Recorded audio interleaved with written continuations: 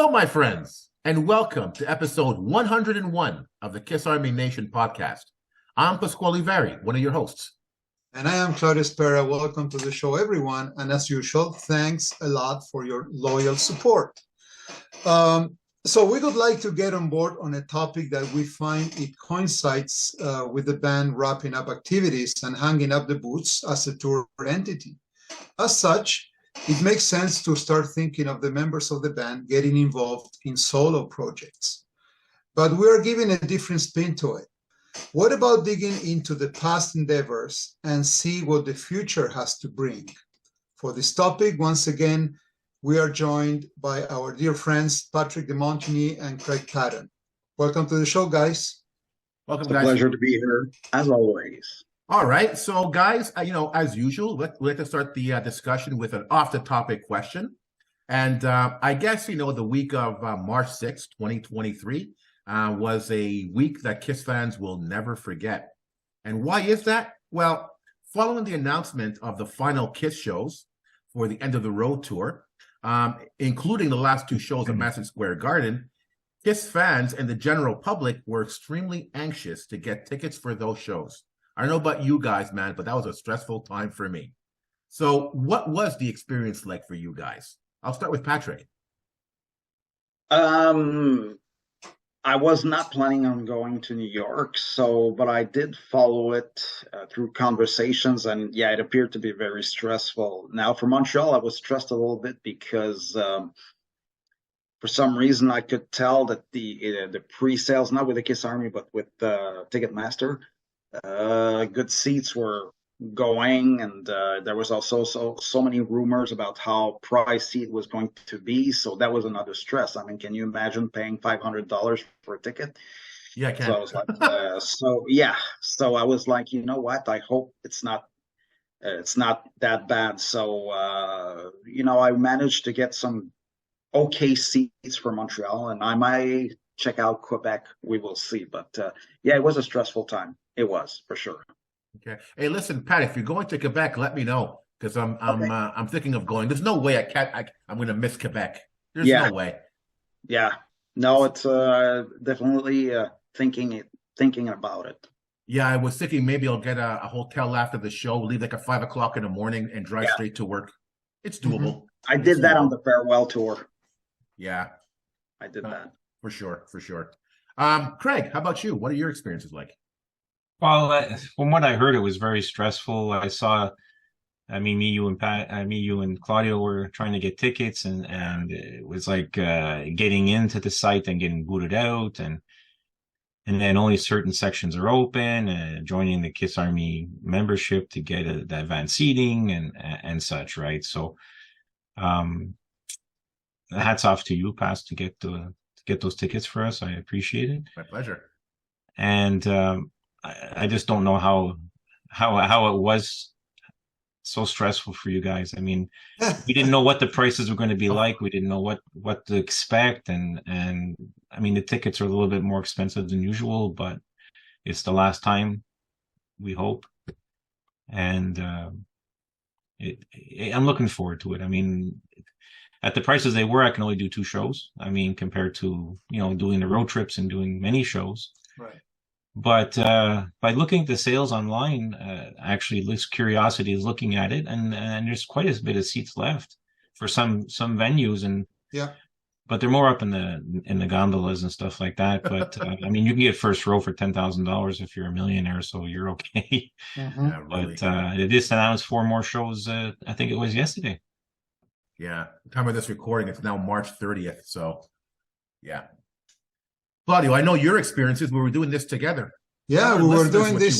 Yeah, we were doing this together, and we had a plan. And even though we had a plan, I think the night before, I was extremely stressed. And that morning, man, with the countdown and then seeing.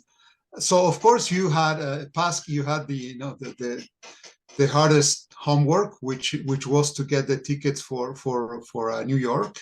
For either night 1 or night 2, but we had a plan too, and I was in charge of getting tickets for Montreal, and And then you were actually getting Ottawa, right? Yeah. So if I remember well. Yeah, that's right. So long story short, we were extremely happy. We got what we wanted. So fairly good seats for the gang, for to see the band in Montreal, with Craig and Brad. And then of course you got Madison for night one, I think, at the beginning. Well, you're gonna go through it. And then we were fortunate enough, to get Andy tickets for night two on resale. Yeah, but it was stressful, man. So I cannot remember being that stressed, to have tickets for a kids show. But so far so good. So we're happy. We're gonna be there. No, it was stressful, but it was worth the stress.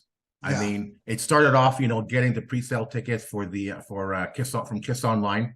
We had the pre-sale tickets from the Kiss Cruise. So we had 4 from Kiss Online and 2 from the Kiss Cruise.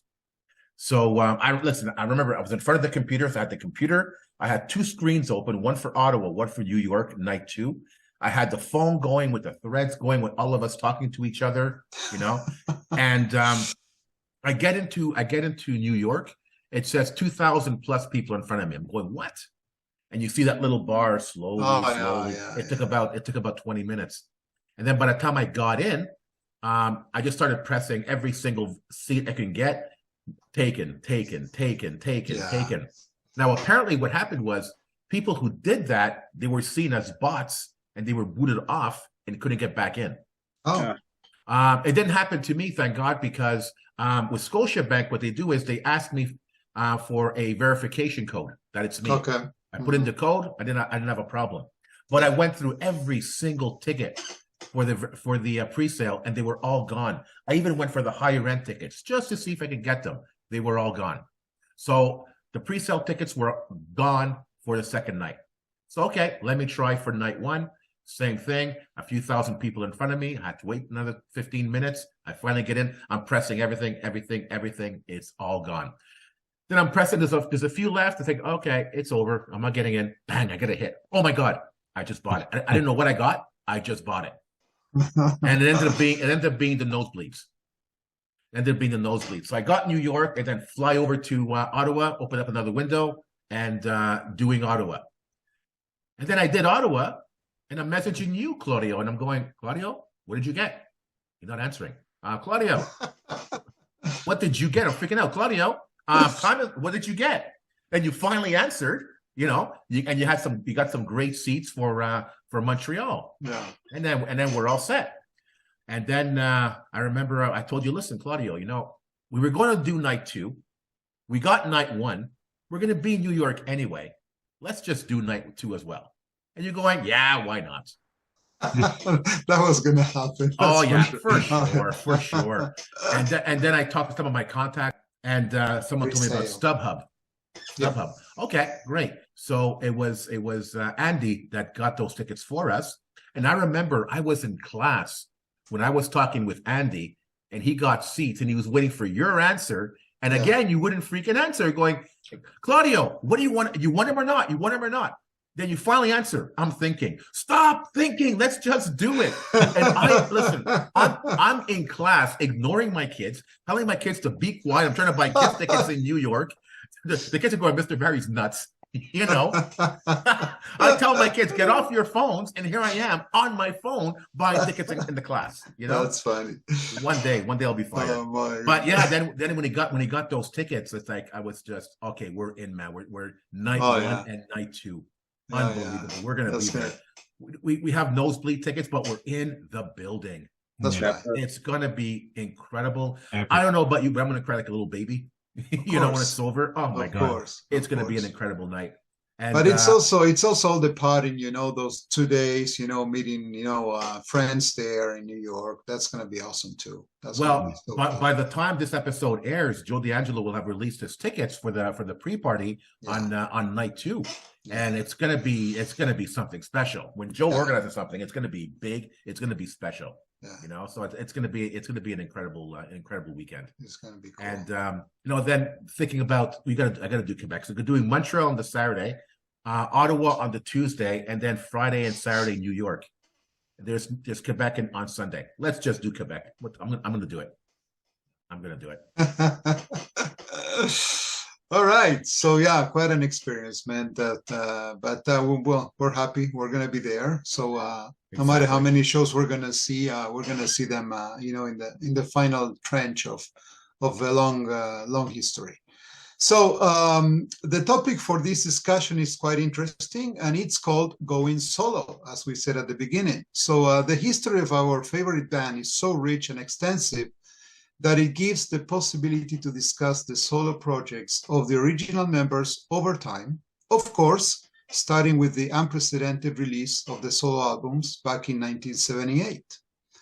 It could be awesome to discuss your perspectives on past, present, and future projects for Paul, Gene, Ace, and Peter. Pask. All right, so let's start by exploring Paul Stanley's solo career. So given his background and artistic approach to everything he does, which of his musical attempts, so the 78 solo, Live to Win, and Stole Station, do you believe best captures his essence as a musician? Craig. I would say probably Live to Win for me. I mean, it's a great album back to front. His first solo album is amazing too, but I just find that there's so much different kinds of genre of music on Live to Win that it's basically a storybook on how creative he is on different types of music. Soul Station for me, I haven't really heard much about it. I mean, it's definitely interesting, and it's definitely a different career path, and I applaud him for it. Mhm. But it's not really what I expect from him. But neither was Phantom either, and he was great in that too, right? So, yeah, I'd say Live to Win for me. Okay. Good. Patrick? To me, I think it's the first album because the first solo album he released in '78. Because I think he, like the others, he felt free to create something a little different from Kiss, although it's not that different. But I think for some reason I feel energy in this album. Now, Live to Win, I agree with Craig. I think he was confident enough to maybe go into other territories. The Soul Station, I haven't really paid attention, not being a big fan of that type of music, to be honest with you. But again, hats off to him for doing something different. Mhm. But I think for me, when I think of solo, I always think of his solo album with Kiss. I mean, you have so many gems on there. You have Move On, you have Tonight You Belong to Me, and Wouldn't Take You Me- Like to Know Me? Take Me Away. Yeah, Take Me Away. Oh, Oh, yeah, Take Me Away. That's Goodbye is a good song too. Yeah. yeah. So that's pretty tough competition, even for the man himself. Yeah. All right, Claudia, what do you think? I'm with Pat on this one. So 78 for me. So if you were to ask me, define Paul Stanley musically, I'm gonna just put the record there. 78. From start to finish, that's my favorite. I know that many people have their opinion on Aces and stuff. A solo album, but to me, you cannot beat Paul Stanley in 78. Yeah. You, Pask? It's interesting because the question reads, which best captures his essence as a musician. I would change that to best captures his essence as an artist. Okay. I don't think Paul would want to be typecast in one particular genre of music or artistic style or creative style. The solo album to me was very close to Kiss, an extension of what he does in Kiss. Live to Win was him trying to branch out a little bit, but not too much. And I'm not sure, and I think he did that for the fans, not necessarily for his own creative endeavors. And then he said, "The heck with it," with Soul Station, and just went off doing what he felt was right creatively. Paul, unlike every other member of the band, he is really the artist. I mean, the songwriter, the musician, the painter, the cook. He does so many creative things. And I think all of his achievements captures who he is, not only as a person, but as a musician and an artist. So I couldn't just choose one. I would Okay. sort of look at them globally in terms of these are Paul Stanley's achievements. And the day that, heaven forbid, he goes, I don't think Paul wants to be just remembered for Kiss. I think he wants to be remembered for what he did as an artist, including, like Craig was saying, Phantom of the Opera. That man could do so much. He's done so much. He should be remembered for that. Yeah, good point. Good point. And actually, you touched on something that actually leads us to the next question, which is, Paul Stanley's Soul Station. Do you think that he, with Soul Station, do you think that he's at a point of experimenting, or he was trying to truly going back to his roots and or maybe fulfill musically what he couldn't in Kiss? Patrick, what do you think? I would say the latter, in the sense that there's no way he could have pulled that off in Kiss, not because he couldn't, but because that's not what Kiss is known for. As far as influences, I always understood that Paul was into things like Led Zeppelin, Humble Pie, Beatles, of course. So no, I think it's him wanting to experiment. That's my opinion, because I know Peter was into rhythm and blues before Kiss, him being older than the other guys. But no, I have a feeling Paul wanted to say, hey, you know what? I'm going to find something that I'm comfortable with, being almost 70, if he's not 70 already. I think that's kind of like Robert playing what he does with the singer Alison Krauss, I think. I think Paul is at that point now. Okay. Craig? Yeah, I totally agree with Pat. I definitely think it's him branching out and just wanting to do something different and go back to what roots that he has influencing from. So I think it's basically exactly what Patrick said. Okay. Ask. Yeah, again, I agree with Pat as well. I don't remember reading or hearing anything about the Soul Station type of music. It's something that influenced him ever. Right. Yeah. I never heard any of that. So yeah, Soul Station came as a surprise. Like, oh, Paul's into this? I had no idea. So for sure, he's trying to branch out. He's trying to experiment in terms of what else can I do besides, because Phantom at this point for him, it's easy. Kiss, paint by numbers. He wants to do something to challenge himself. And I think this is what he chose to do.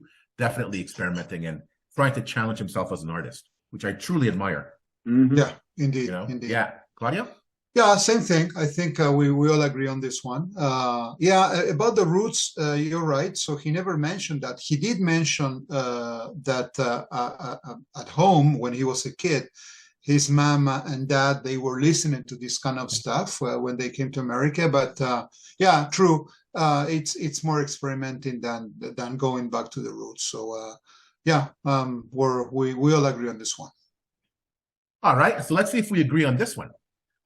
It's been deeply discussed and acknowledged that for many years, out of the 4 solo albums in 1978, Aces seemed to have surprised most of the fans and been considered one of the best of the 4. Why do you think that happened? Was his creativity limited by external factors in all of the previous Kiss albums? So do you believe that, in Kiss, he was held back? And when he was let loose, this is what came out, the Ace Frehley solo album. And maybe if he was allowed to be more creative, he could have produced music like that in Kiss. Yeah. What do you think, Claudio? Well, that exactly as you said. I think he was a little bit held back in Kiss. Maybe at the very beginning, he was not very confident by writing songs or even singing. I don't think there was a mandate from Gene and Paul not to let him do what he wanted. But I think that over time, he gained confidence and he came up with a very strong record. And to me, that album 78, captures his rocker, approach. He's a rocker, and that's what he knows how to do it. That's why he picked, Eddie Kramer to produce that album, and truly so. It gave great results. So to me, he opened up and he discovered an Ace Frehley that maybe it was not the same as the Ace Frehley with Kiss. Do you think that his songs from the solo albums could have made it on any of the previous Kiss albums? I don't think so. No, huh? I don't think so. No. Okay. No. Pat, what do you think? I don't think he was held back that much in Kiss as much as we tend to believe, because when you think about it, on the first 3 albums, he does have songs, not as much as Gene and Paul, but still. So I have a feeling, even in history, when they were saying that when they heard him come up with stuff like Parasite, they were like, oh my God, this is good. We have to use it. So I'm not sure he was held back. I believe what happened was that probably Ace, for some reason, contributed less. But when he found out that there was going to be solo albums, like, okay, let's get to work, and then then he didn't overthink to fit the Kiss style. So no, I'm not sure he was held back. I just think he was motivated by a new project. Probably it was a breath of fresh air for him. Like, okay, now this is my project. And to answer your question that you asked, Claudio, about if any songs would have fit on Kiss album, some of them, maybe not all of them. I can't imagine Ozone being Right. because of the lyrics. Yeah. Or Fractured Mirror, yeah. But I'm in need of love. Why not? Or even Wipe Rip Down. it out. Rip it out. Yeah. Rip it out. Yes. Wipe Down. Yeah. I'm not sure because of the lyrics again, but that's just my personal opinion. But overall, no, I think he was motivated because it was his own project. So let me just give my 2 cents before we go to Craig. And this is the beauty of having these discussion panels. It is true that most of the first album, were songs coming from Wicked Lester and stuff that had been created by Paul and Gene. So that's why maybe at the very beginning, Ace, he started to get stuff in Harder Than Hell, and not so much on Dress to Kill. But it's true, maybe he was not held back. The problem is that the first album was basically material that Gene and Paul had created before Kiss. Good point. Craig. Okay, here it is for me. So when these albums came out in 78, it was all for these guys to not break up and to experiment and go solo, right? So in my estimation, being a Gene lover, I expected that one to be the best. Well, you know what? It wasn't the case. It was for me, it was Paul and Aces. Now, Aces I've rediscovered over the last 10 years to be superior to Paul's, I believe. Okay. Now I can't tell you why. For me, there's a lot of songs on that album that could have made it on Kiss Records, like Pat was saying, Rip It Out, and I think that definitely New York Groove could have been on Dynasty. Oh yeah. Need of Love could have been on Rock and Roll Over, whatever the case may be. But I feel that he and Peter did not get a fair shake enough to get enough tunes on because Gene and Paul are controlling, right? Yes, he did get a 3 songs on Dynasty or whatever. Was it Dynasty? Was on Mass? Sorry. Yeah. Both albums. Yeah. Exactly. And I think that it was due to his insecurity of not thinking that he could sing well. I mean, if we all heard the story, he had to lay down to sing and stuff like this. And how would he do that live? You can't lay on the stage and sing the song, right? So you look kind of weird. But I think he grew as a musician and as a songwriter, and the confidence came up when he broke out in Alive 2 when he started singing like Shock Me and stuff like that. And I definitely think the influencing of the people who were producing his album definitely helped him along. Yeah. Like Eddie Kramer, and there's other guests on that album too that made him feel more secure in what he was doing. And there's a life after Kiss or before Kiss, right? Yeah. So that's my opinion. Good. Tusk? It's interesting because I think it was Paul or Gene. They always said that Kisses are like the Beatles, right? They have their individual characters, their individual musical styles, And I wish Kiss was actually more like that, because I don't think that Ace was held back directly. I think he was held back by his own insecurities, like you guys said. But I think he was held back indirectly because he was confined to the concept that Paul and Gene defined for the band. And it's only after the 4 solo albums came out that you realize that really Paul, Gene, Peter, and Ace have their own musical styles.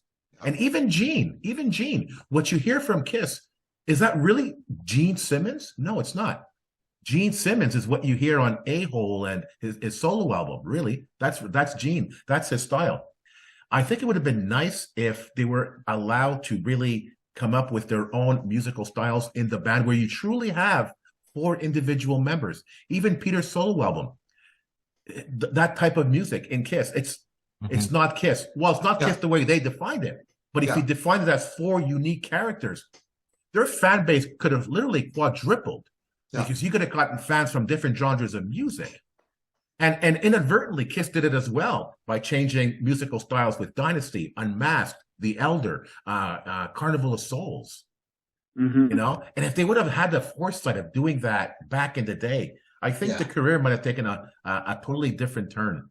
And say what you want about the solo albums, but it really taught me, not when it first came out, but as an adult, that, oh man, this could have been a totally different band if they followed their own musical interests and put it together as a unit in the band. I think that would have worked. I don't know what you guys think, but I think that would have worked. Yeah, Perhaps. I agree. The thing is that, things were they went so fast, the first 2-3 years with Kiss, that they were touring all the time, and they were actually looking for their style, and maybe they grabbed a bunch of songs that they had from before, and then they were touring and doing live stuff and blah blah blah, and then experimenting with Destroyer, with Bob. So but it's true. If that had been kind of acknowledged from the get-go, maybe Kiss, it could have been completely different. Yeah. Well, look what happened with Peter, Criss, and Beth. They didn't want Beth at all. They didn't want that song at all. And Peter had to push for that song to get on. Hey, thank goodness for that. Now I wonder how many songs Ace had to push for and never actually gotten on. And maybe if they did, it could have been the next Beth. Who knows? Who knows? Sure. So, this is great, sharing our opinions on this. And as you said before, Pask, Kiss having 4, alter egos and strong personalities, it is always fascinating to me to explore Ace's work once he left Kiss. So he has undeniably been the most prolific member producing new material. So what are your favorite albums and why? Pask, in your case, for Ace. Oh, I wanted to avoid this question. You want? I can't. Okay, listen, I got to be honest, and I think I said it in previous episodes. I am not the biggest Ace Frehley fan. I don't like his voice. I don't believe he can sing. I don't like most of his songs. So to answer that question, from his solo albums, which ones are my favorite? It's the Frehley's Comet stuff. Okay. Because of the backing band that he had. Right. That they made Ace. And I think, in his entire solo career, it wasn't Ace that basically made his career. It was the people that backed him up. And if it wasn't for the people that backed him up, there would be no Ace solo career. In my opinion. So when I go see Ace Frehley live, his solo show, I'm not going for Ace. I'm going for his backup band because they are just incredible and they make him incredible. But as an individual artist, I'm sorry, not for me. And the Origins albums, they're okay, but taking these classic songs and acifying them, is that a word? Acifying? Some of them are, I think it is now. It's a tough listen. It's a tough listen. And some of his solo stuff after Frehley's Comet, some of that stuff I can't. I just can't. Okay. But that's me. Cool. Craig? I'm kind of like not as harsh as Pask, but I do agree with him. Every album, it seemed, his solo album from Trouble Walking to Outer Space, it had 1 or 2 really good tracks on it. And the rest of it was just fluff to me. Okay. It's Frehley Comet stuff, definitely. But then again, during those days when they got the live album, it's a lot of Kiss stuff on there too. The Origin albums for me, I didn't even buy it, even though the remixes of the Kiss songs. How many times you want to hear it redone, right? Patrick, what about you? Well, in my case, being a huge Ace fan, I have to say his best album for me probably is Trouble Walking. Okay. To me, because as much as I'm different from past, I mean, we all have our own opinions and it's all good. I don't want the backing band to take too much space. Now, I agree with Past that he does need a good backing band to make him to make him better. That's a super good point I didn't think of. So, but that being said, I really want Ace to be featured on a record. That's what Trouble Walking, that's what I love best about that album. I agree that probably the other albums he did after, like, it's hit and miss, but I do appreciate that he does stuff. He's very prolific in the sense that you wouldn't think about it, hearing Jim and Paul say that Ace was lazy, according to him. Well, to them, he's producing albums now with the quality that's we all have different opinions, and they're all good, but at least he does something. Yeah.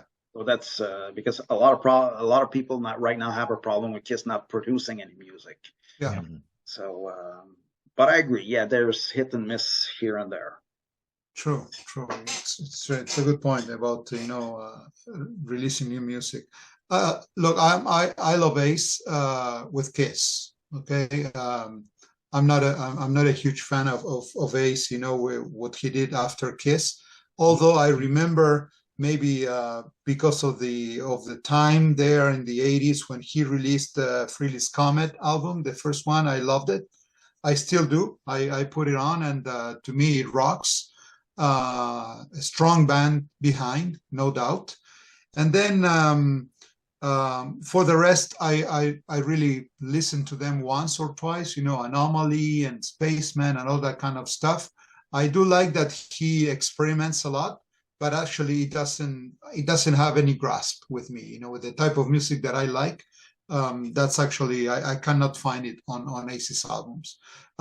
Origins Volume 1 and 2, I do like some of the songs. I do like the sound, the production of some of the songs. I find it really interesting. But if I were to pick one, I'm going to go with the first one from Frehley's Comet. Yeah. I want to touch on a point that Pat made, is that unlike Kiss, at least Ace has produced more albums and more music. Yeah. And to me, whenever Ace comes up with a new album, to me it's like, oh, it's more Kiss. Because it sounds a lot like Kiss. It's almost like new Kiss material. Yeah. So I might not be crazy about it, but it's exciting that something Kiss related is being released. Something that unfortunately Kiss themselves are not doing. Right. So kudos to Ace for doing that. Absolutely. There you go. All right, moving on to the Catman, Peter Criss. Now, Peter Criss's contribution to early Kiss is, undeniable. However, his songwriting was far from the expectations within the band. And then he showcases his solo album in 1978 and shocks everybody with the style of music, diving into soul and Motown type music. His album really reflected his roots as a musician. Now, does this album still confuse you as part of the Kiss catalog?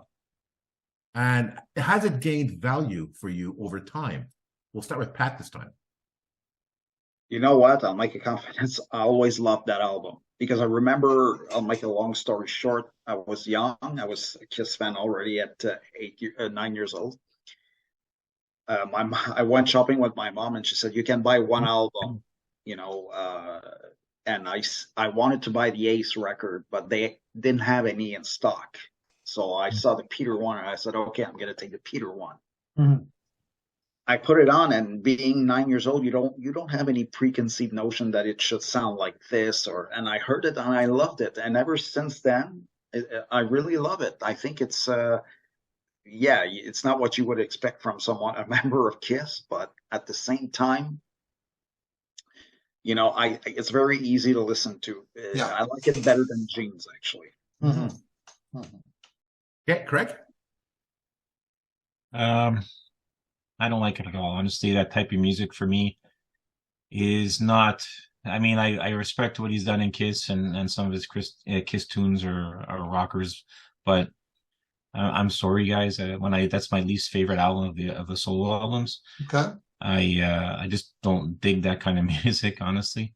I've tried listening to him many times, and his later stuff too with Let Me Rock and the other one too. I've never even listened to it because it doesn't interest me. Sorry. All guys. right, Claudio. I like it. I like it very much. To me, it's Paul, Ace, Peter, and Gene. And I do have a story kind of similar to Pat. I remember, going to buy the albums and brought it home. And my mom, she loved music, and she was pretty much into Motown and that kind of stuff. And she was the one who was always asking me, "Hey, put the green one." The green one was the Peter one, right? So, and I remember putting it on, very, very kind of often. It was sounding a lot of times at home, and it got into me. So some of the songs, Easy Thing, I Can't Stop the Rain, Won't You Let Me Down, those songs are great. I love it. I love his voice. I love the way he sings. And to me, it was different. It was really, really different from Kiss. And I didn't know that Peter had that kind of roots. So to me, that opened up a new dimension for the band, because I consider that as a Kiss album. And to me, getting that kind of music different from what I was used to with Kiss, I think it had a lot of value. So I really like it. I remember when I was a kid, for me, Peter Criss was that drum solo from Alive, a bombastic drum solo. And I was expecting something bombastic from Peter on a solo album. And then we got what we got. So at the time, I wasn't crazy about it. And for years, it was an album that I easily skipped. Although I Can't Stop the Rain is I love that song. I just love that song. But it's when I saw Peter, and I said this before on a previous episode, on his last show in New York in the Cutting Room, where he played songs from his solo album, that's when I understood. This is Peter Criss. This is who he is. And the music sounded fantastic live. You felt his emotion, you felt the music, and everybody was moving to the grooves of the songs. It was an amazing experience that I don't think the other albums could have given us, Yeah. And that just goes to show the heart that Peter Criss has as a musician and an artist. And no, I couldn't appreciate that music back in the day, but I could definitely appreciate it now. Now you do. And absolutely, and it is one of my favorites of the solo albums. Absolutely. Nice. I think we all agree that after his departure from Kiss, Peter, he seemed encouraged to pursue his solo career, leveraging, of course, on his fame as the original Kiss drummer. But what do you think about the level of success he achieved?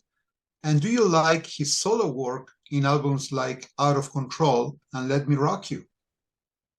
Craig? I think I touched on that a little bit on the previous question.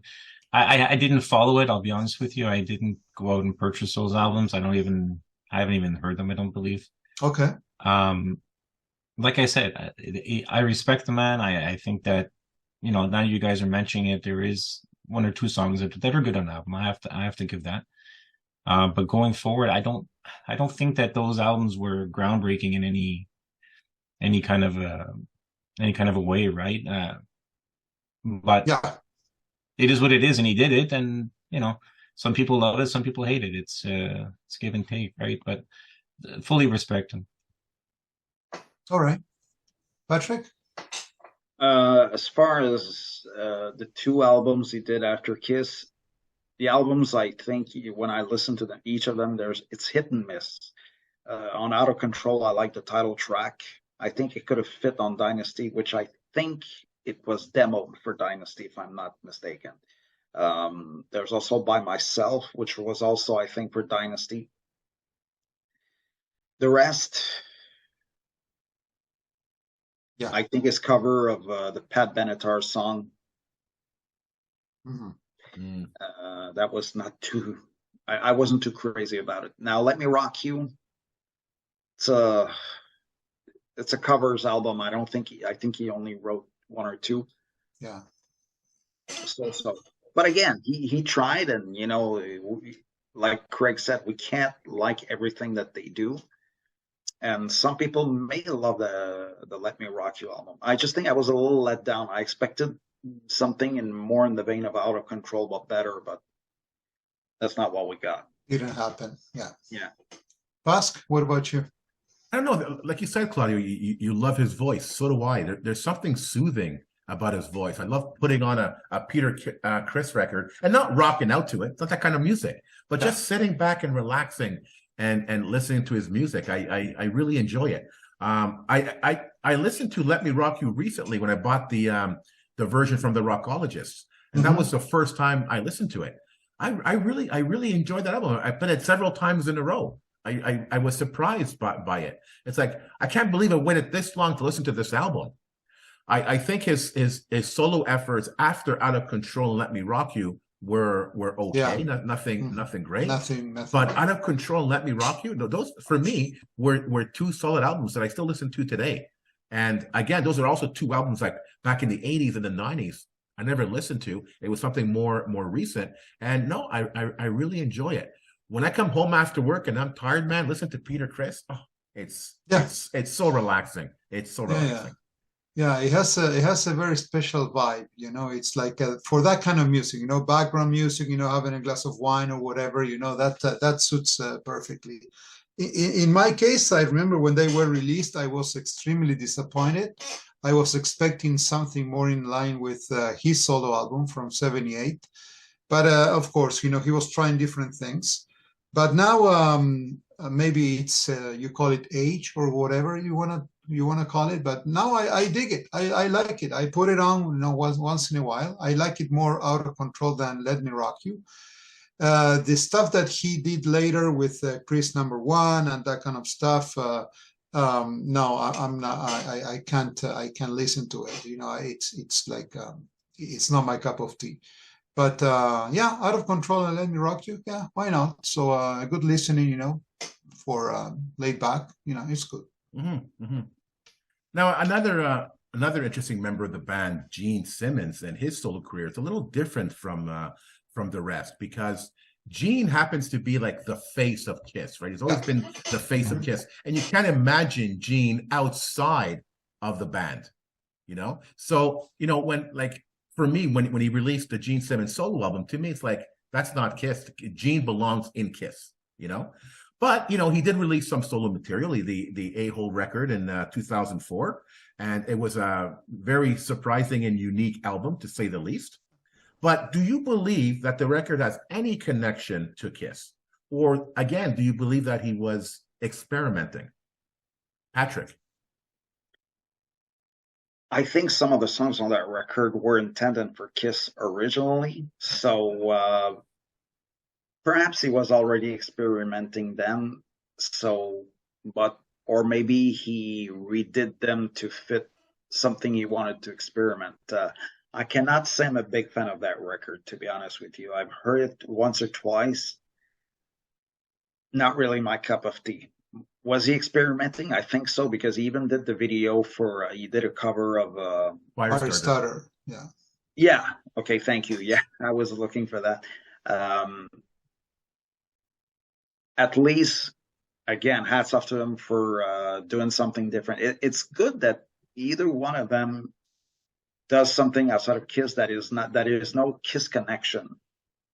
It's like, okay, like that in that video, Gene, someone who doesn't know he's a member of Kiss, who's that guy? They won't have a clue, which is good. It's like, okay, you're doing something totally outside of Kiss. That's experimenting, and I think that's good. It is good. Whether I like it or not, it's not that important. Okay. Craig? Yeah, when I first bought the album, I was expecting something totally different. There is two tracks on there that I really do like. Um, Although it's kind of fluffy, like Radioactive is good, and I do really like Man of a Thousand Faces, which I made him sign on my album I when I remember. met him. But though that song for me really, I really like that song. But A-Hole, I don't know what that was all about. The Firestarter was okay, but the rest of it, I've tried listening to it, but for me, it's like nails on a chalkboard. I don't know. I don't know what was up with that. But then again, on his solo tours that he did, I got to give him credit. He went out and did She's So European, Charisma, even though he buggered them up once in a while, but at least he tried. Yeah. And that's something that we were looking for, right? Mhm. If they would do that on a regular tour, and I'm getting off the subject for 2 seconds, if they would do that on a regular tour and plug in She's So European and they don't do it 100%, you'd still be happy with it because they tried at least, Yeah. you know. Yeah. But I got to give him credit. He does experiment with a lot of things. I don't know where when You Wish Upon a Star came from, but that was a Disney thing, I guess. I don't Yeah. know. But listen, it has its hits and misses. It's my third favorite of the four, but just those two tracks are just standing out for me. Okay. All right, Claudio. A-Hole, I think it has absolutely no connection with Kiss, and but even the '78 album doesn't have any connection to Kiss. But this is so Gene Simmons, he has so many faces, and bringing everybody on board to kind of record to basically do the '78 album at that time with Cher, with all kinds of people there in London. But A-Hole, just to get back to the question, I'm sorry, but I cannot listen to that record at all. I remember buying it and I put it on once. And I tried, second time, then put it back on the shelf. Never again. It doesn't resonate to me. Any of the songs, even Firestarter, maybe but no, it's a complete miss. So yeah, but this is so Gene Simmons. Remember, 2004, he was Hollywood and surrounded by women and doing all this kind of Beverly Hills stuff. So he basically replicated that into an album. But to me, it's not at all. It's far from what I like. For me, similar to Peter Criss, when A-Hole came out, I didn't get it. I hated it. I listened to it maybe once and I just never again. I couldn't stand it. What the heck was that, But when Craig, remember we went to Toronto to meet Gene for the Vault, and he basically he explained 2 hours explaining his style of writing music, and it's basically Frankenstein songwriting. Takes a piece here, takes a piece there, puts it together, see what works. It's a mishmash of music. And when I heard the Vault, I really enjoyed the music in the Vault. And I listened to every single song several times. And it's like, yeah, this makes sense. This is exactly what Gene was talking about. And there's a book that comes in the Vault that explains the history of the songs and everything. So it really gave me a deeper appreciation for his music and his style of songwriting. So funny enough, I went back to A-Hole after the Vault, and I enjoyed it more because a lot of those songs, by the way, are in the Vault in one form or another, And it's like, okay, I get it. It's not the greatest of songs, but I get it. It's Gene. And we heard it from the horse's mouth. So I really had a deeper appreciation for his music because I understood where he's coming from. And I think Gene hit it really on the head when he basically took the time to explain to the fans where he's coming from. And I think if more artists did that, we'd have a deeper appreciation for their music because we understand the genesis of it, where it came from, and their thinking behind it. Again, like seeing Peter Criss at the Cutting Room in New York. I got it. Gene, same thing. I got it. Okay, guys, so before we wrap up the show, I would like to ask some general questions on each one of the members' solo adventures. We're going to take turns. We're going to go one question at a time. So who of the four had or has the most successful solo career? And what do we mean by that? So meaning producing new music, touring, giving something extra, above Kiss. So who of the four has or had the most successful career? Craig? I definitely think Paul Stanley, just for the quality of work. Whereas if you want to look at quantity, it's definitely Ace because he does tour more and he does put out album after album. But I think for quality of work, definitely Paul Stanley. Okay. Pat? I think Ace is the most prolific because, again, just like Craig just said, he's produced new records and does touring, and I think he's staying true to who he is. So for me, it's Ace. That's okay. Super. Yeah. Busk? I think if you're talking musically, it would have to be Ace. He hasn't stopped making music since he left the band. So musically Ace, but I think artistically Paul. I mean, when he did his solo shows in what was it, late 80s with Eric Singer. Yeah. When he did Phantom of the Opera, when he did Live to Win, even his painting tour. It's something. It's not music, but it's something creative that he's doing. So if we're going to define this as what they've done outside of the band, I think by far Paul is the most prolific. Paul has done the most diverse stuff artistically and creatively outside of the band. Okay. Fine. Okay, good. I have to agree with you 100%. Now, if I concentrate musically, I have to say Ace, no doubt. As a solo career, as a musician, now as an artist, Paul. But I will stick to Ace. So if you ask me, I would say that the most successful career it stays with Ace. So next one, is any of the members stronger as a solo artist? Or they still need Kiss to fulfill their musical aspirations? Craig? I think Paul again. Definitely. He's a stronger? I think he's stronger in creativity and polished approach, yeah. Okay. Pat? That's a tough question. Stronger. I think Peter is stronger with Kiss. I would say that because I'm not bashing his solo career or anything, but I think he works better in a group environment. Okay. That's my opinion. Okay. Busk? No matter what you say about any of the members of the band and their solo career, none of them could possibly be as successful without Kiss. There you go. Absolutely no way. They need Kiss to be super successful. Outside of that, it's a nice hobby. They get a few thousand people. It's cute. But without Kiss, they're nothing. They're nothing. If I can just say something, there's no Paul McCartney or Phil Collins in Kiss. Right. That's right. Yeah, that's right. True. That's exactly. true. Exactly. That's true. Yeah. I'm with you, Pascal, on this one. They tried, but they always go back home. And so when they reconnect with Kiss, that's when the magic starts, and maybe something flows, man. That when they are solo, it doesn't happen. Yeah. So none of them to me are stronger as a solo artist. Last one. So what's in the future for each one of the original members in terms of new music and touring? Do you think that they will continue to do stuff like what Ace is doing? Maybe something with Paul with Soul Station, Gene, when the Kiss is gonna kind of wrap it up touring. What do you think is the future for each one of them? Craig? I think Ace is going to continue writing new material, continue to tour.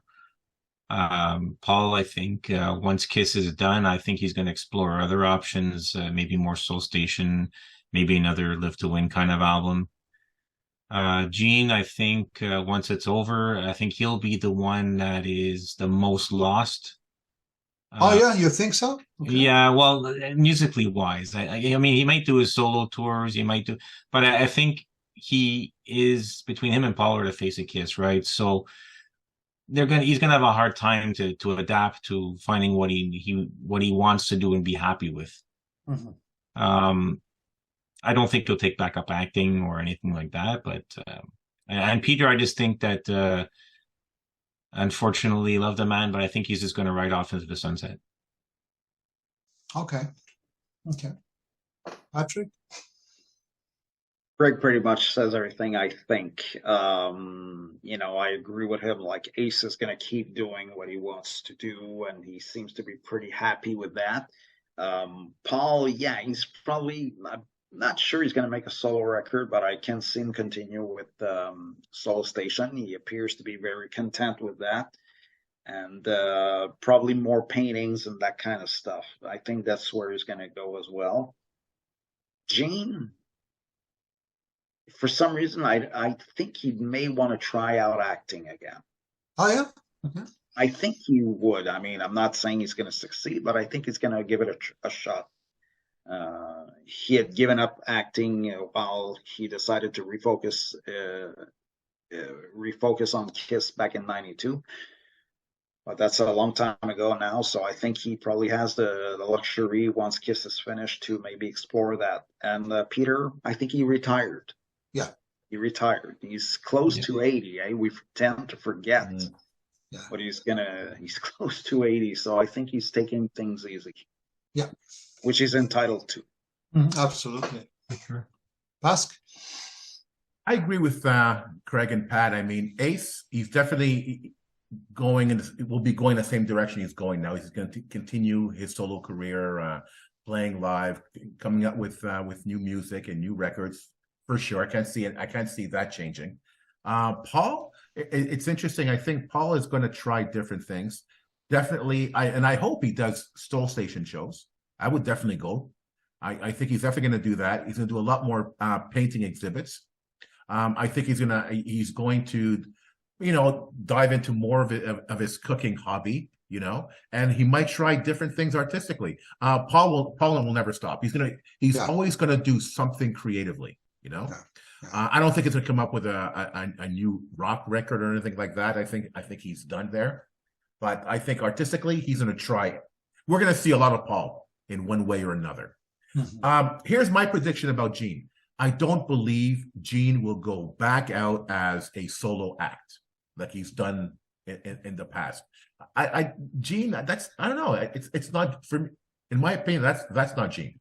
That's not Gene. Gene is a marketing guy. He's I could see him behind his desk making deals for new Kiss products, new this, new that, some kind of project. Yeah, I didn't think about that. He is never going to stop creating projects, but he'll be doing it behind a desk. I doubt he's going to be up on stage performing.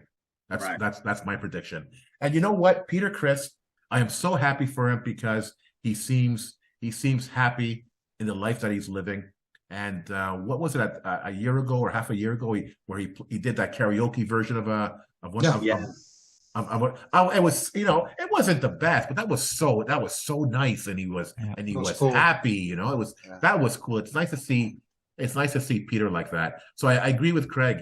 Not necessarily running off into the sunset, but enjoying his retirement. Heck, he deserves it. He didn't have an easy life, So Peter, I think, will continue to enjoy his retirement, and I think out of the four of them, we're going to see Peter Criss more often at expos or conventions, than the rest of them. I think it's going to be Peter first, then possibly Ace, Gene, and then Paul, in my opinion. Okay. Well, you said it all, man. So I basically it's tough going last, eh? Yeah, I know. It's 95% of what you said is exactly what I was thinking of saying. But again, just not to repeat what you guys said. There's going to be a lot of Paul stuff out there, artistically, a lot of painting to me. I don't think he's going to tour with Soul Station. Maybe he's going to kind of put out an album or something, but I think he's a bit tired of touring. Maybe some small clubs or shows, but nothing significant. Here's what I think about Ace. I think he will put up an album that he just said that he was recording with Pepe Castro and Lita Ford and the usual, people that he's surrounded by. But I don't think he's going to be doing a lot of shows as he was trying to do now. We've seen a lot of footage, and let me just say, I'm not trying to bash here Ace, but these guys are in the 70s already, and it's getting tough for them to tour and go from city to city. I don't think we're going to see a lot of touring from Ace. As you said, Peter, he seems to be quite happy, and we're all happy for him. He had some health issues that he recovered, and he's enjoying life with Gigi. And Gene, as you said, Paz, to me, he's going to be still, again, as usual, the brain behind, Kiss, releasing stuff. I don't think he's going to tour. I don't think he's going to put up an album. He's going to kind of be a product guy, but not so much related to making new music or touring and anything like that. Mm-hmm. All right. So closing comments. Well, guys, I don't know. This has been great. It's been a long time that we wanted to do this kind of discussion on solo, projects from the original four. It's been a blast. I cannot thank you enough. We touched on every single thing that we wanted. Of course, we could be talking forever, but thank you so much. It's been great.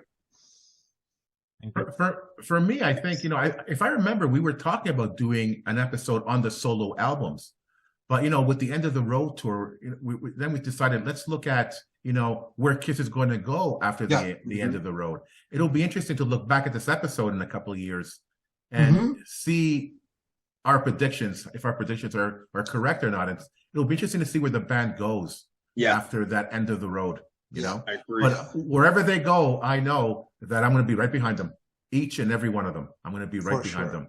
For sure. And I also hope that at the end of the road that we're still going to be here talking about Kiss, because I don't believe for a second there's going to be lack of discussion after the band calls it quits.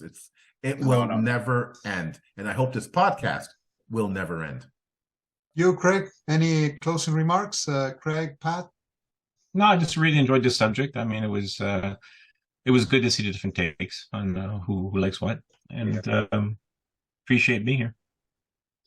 Same for me. It's always great, and like I said many times before, I always enjoy hearing the different points of views, because even though whether I agree or not, I could say, well, I didn't think of that. I always enjoy being surprised by you guys' points of view. Sometimes go, yeah, that's brilliant. I didn't think of that. So that's what I love most. Thank you, guys. Always a pleasure to have you on. I just want to end with saying, one more thing. We often see, infighting between fans, and we often say, guys, relax. It's just a band. Yeah.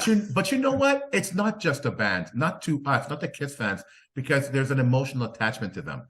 And and I think what's really obvious with our podcast and with us doing our discussion panel is that, Pat, you're right. There's instances where, I never thought about that.